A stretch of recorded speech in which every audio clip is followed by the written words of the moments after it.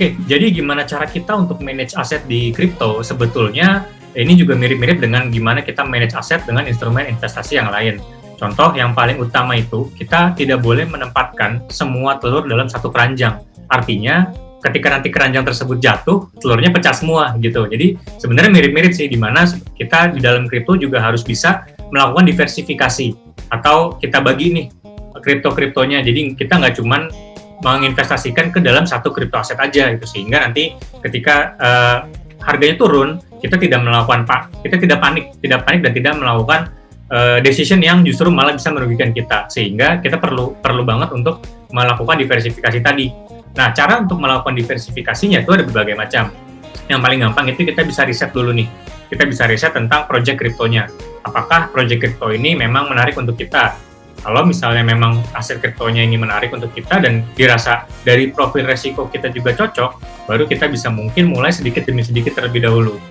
Ketika sudah mulai sedikit demi sedikit dan nanti kita muncul rasa percayanya lebih tinggi lagi terhadap aset kripto ini, baru mungkin kita bisa tambahkan lagi komposisi atau mungkin banyaknya value-nya yang bisa kita tambahkan lagi di situ, sehingga kita bisa mengkoleksi dalam bahasa ininya, kita bisa mengkoleksi berbagai macam aset kripto, sehingga terjadilah diversifikasi yang tadi. Tapi saya juga mau menambahkan sedikit, sebelum kita melakukan diversifikasi, ada pentingnya juga kita melakukan profil mengetahui profil resiko terhadap diri kita sendiri dulu. Apakah kita termasuk orang yang memiliki profil resiko konservatif atau yang moderat, atau justru kita yang agresif.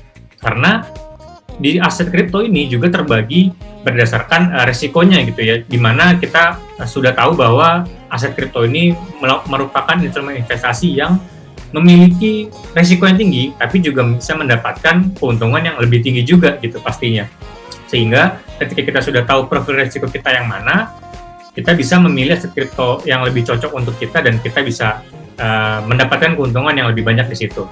Nah, saya juga mau menambahkan cara untuk mempelajari aset kriptonya atau gimana sih kita riset aset kriptonya ini. Kita bisa mempelajari di platform akademi punya Indodax yang namanya indodax.academy. Itu bisa diakses aja langsung dari website.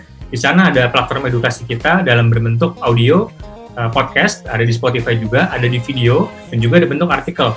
Jadi teman-teman bisa langsung pelajari nih kira-kira aset kripto mana yang cocok dengan profil resiko teman-teman. Nah, setelah udah tahu profil resikonya cocok untuk aset kripto yang mana, itu bisa langsung melakukan pembelian atau transaksi di indodax.com dengan minimum pembelian hanya Rp10.000 aja. Kita udah bisa mempunyai aset kripto, contohnya Bitcoin ya gitu. Walaupun misalnya harga Bitcoin sekarang kita tahu sudah di angka di atas 800 juta per satu Bitcoinnya, tapi kita bisa mulai membeli hanya dengan minimum Rp10.000 aja gitu.